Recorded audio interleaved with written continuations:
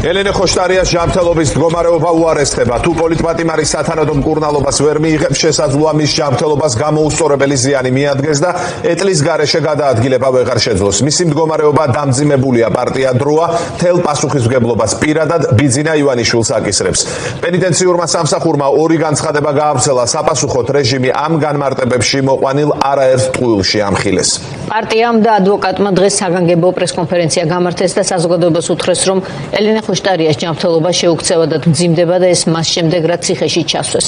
დაპატიმრებამდე ხოშტარიას დაავადებების მართვა შესაძლებელი იყო, საპყრობილეში კი მდგომარეობა გაუარესდა. ელენე ხოშტარიას თანამებრძოლები მიუთითებენ, რომ პენიტენციურ დაწესებულებაში მკურნალობა ეპიზოდურია, ხდება მოვალეობის მოხდის მიზნით, მხოლოდ ცალკეული სიმპტომების ჩასახშობად, ამიტომ პროცესი უშედეგოა. ელენე ხოშტარია უკვე 10 თვეა ციხეშია. მისი პატიმრობა აღიარებულია როგორც უსამართლო და უკანონო. ის გაასამართლეს კალაძის საარჩევნო ბანორზე დატოვებული წარწერის გამო. დღის ბოლოს პოლიტპატიმრის წერილი გამოქვეყნდა, სადაც ამბობს, რომ არ აპირებს არალეგიტიმური ინსტიტუტებისთვის რაიმე სთხოვნას. კივილი ასატანია, ბოროტება აუტანელი. არც პირველი ვარ და არც უკანასკნელი, მაგრამ ერთადერთს ვპირდები მათ. არც ერთ უკანონობას არ გავუტარებ და ფასიც დაუჯდებათ. სირბილი არ შემიძლია, ბრძოლა შემიძლია. პატიმარ პოლიტიკოს თავის ჯანმრთელობის მდგომარეობაზე საუბარი არც ახლა სურს. არადა როგორც მისი უფლებადამცველები ყვებიან, ელენე ხოშტარია ციხეში ყავარჯნებით გადაადგილდება.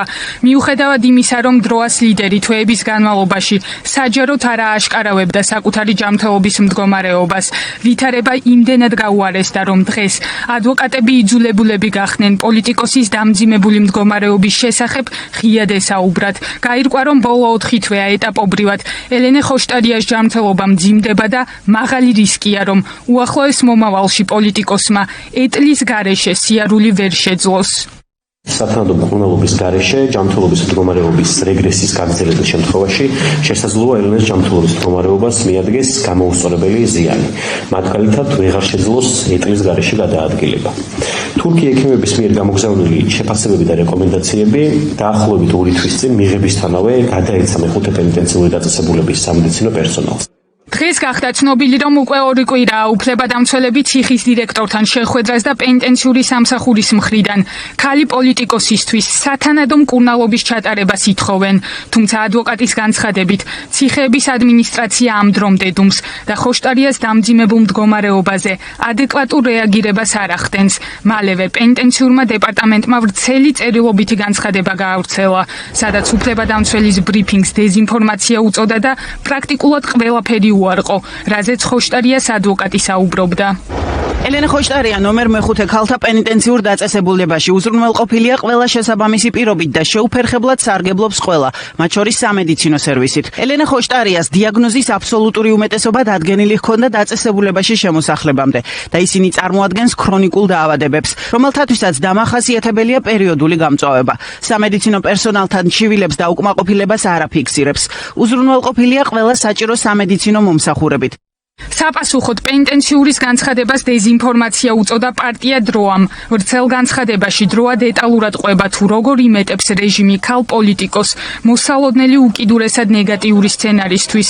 განცხადებიდან ვიგებთ, რომ თავად ციხის რევმატოლოგმაც, რომელმაც კონსულტაციები გაიარა დაკავებულ ოპოზიციონერთან, აღიარა, რომ ის კვლევები, რაც აქამდე მას ციხის პირობებში ჩაუტარდა, ზუსტი დიაგნოზის გამოსავლენად და სწორი მკურნალობის გასაგრძელებლად არასაკმარისია.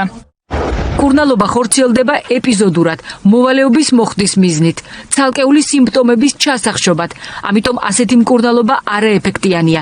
იმ რევმატოლოგმაც კი, რომელიც თავად ციხის ადმინისტრაციის ორგანიზებით გაესაუბრა ელენეს ვიდეოზარის მეშვეობით, აღნიშნა, რომ წარმოდგენილი კვლევები, მაგალითად MRT კვლევა, არ არის გამოსადეგი მდგომარეობის შესაფასებლად, რადგან არ არის შესაბამისი ხარისხის.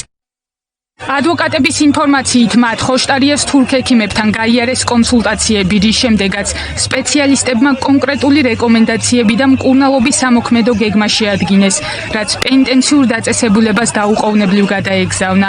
ამის მიუხედავად, უფლებადამცველების ცნობით, ციხეების ადმინისტრაციამ თურქი ექიმების რჩევები არ გაითვალისწინა. მოგვიანებით პენიტენციურმა სამსახურმა უკვე სატელევიზიო კომენტარი გააზიარა, სადაც ბრალდებები ისევ უარყო. რეკომენდაცია თავად მსჯავრდებულმა ჩვენს სამედიცინო გუნდს გადასცა 21 მაისს. შესაბამისად ჩვენი მხრიდან დაიგეგმა, ასე ვთქვათ, შესაბამისი დარგის სპეციალისტის მოძიება და უკვე 5 ივნისს მას გაეწია შესაბამისი კონსულტაცია. ამის შემდეგ უკვე 9 ივნისს ჩაუტარდა შესაბამისი მიმართულების ლაბორატორიული კვლევები და დღეს უკვე გაწეული აქვს შესაბამისი კვლევის შემდგომი კონსულტაცია. იმ შემთხვევაში თუ ელენე ხოშტარიას მდგომარეობა კრიტიკულად ამძიმდება, მისი პარტია სრულ პასუხისმგებლობას, პენიტენციურ დაწესებულებას და პირადად ბიძინა ივანიშვილს დააკისრებს.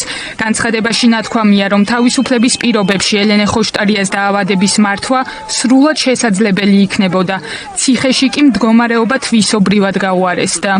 თავისუფლების პირობებში ელენეს დაავადების მართვა სრულიად შესაძლებელი იყო და მისი მდგომარეობა თვისობრივად გაუარესდა მას მერე, რაც მისი დაკავების შემდეგ მკურნალობაზე პასუხისმგებელი პენიტენციური სამსახური გახდა. კიდევ ერთხელ ვუსვამთ ხაზს, ელენე რეჟიმისგან არაფერს ითხოვს და მისი ჯანმრთელობის გაუარესების გამო მოსალოდნელი მძიმე შედეგების შესახებ სრული პასუხისმგებლობა ეკისრება რეჟიმს და პირადად ბიძინა ივანიშვილს.